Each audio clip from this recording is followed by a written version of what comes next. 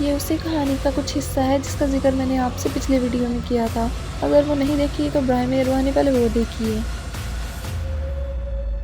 یہ اسی وقت کی بات ہے جب میں چھوٹی تھی۔ چاچو نے دیکھا کہ درخت پر ساری ٹہنیوں پر تو پتے ہیں لیکن ایک ٹہنی بالکل سوکھی ہوئی ہے اور اس پر لال اور کالے رنگ کے کپڑے باندھے گئے ہیں۔ تو انہوں نے سب سے مشورہ کیا۔ گھر والوں نے انہیں منع کیا لیکن انہوں نے سوچا کہ سب ایویں ہی ڈر رہے ہیں اور انہوں نے وہ کاٹ دی۔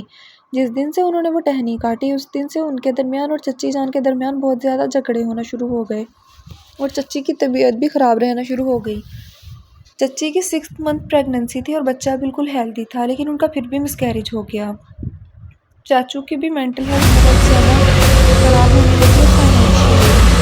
ان دونوں کی وجہ اس لیے ہو گئی کہ ایک روز چچی انہیں چھوڑ کے گھر سے اپنے مائکے چلی گئی اور چچو باہر بیٹھے تھے کہ پتہ نہیں انہیں کیا ہوا، ایسا لگا جیسے کسی نے بہت اونچی جگہ سے انہیں زمین پر پٹکا ہو اور ان کا سر بہت بری طرح سے جا کر زمین پر لگا اور ان کی وہیں پر ڈیتھ ہو گئی۔ ابھی کہ وہاں پر کوئی نہیں تھا اور وہ اکیلے بیٹھے تھے۔ اس کے بعد سے ان چیزوں کا مجھ پر بہت برا اثر ہوا۔ وہ میرا پیچھا نہیں چھوڑ رہی۔ میں کسی بھی پیر کے پاس جاتی ہوں تو وہ جو مجھے تعویذ دیتا ہے میں وہ نہیں پہنتی لیکن گھر والوں کی تسلی کے لیے چلی جاتی ہوں۔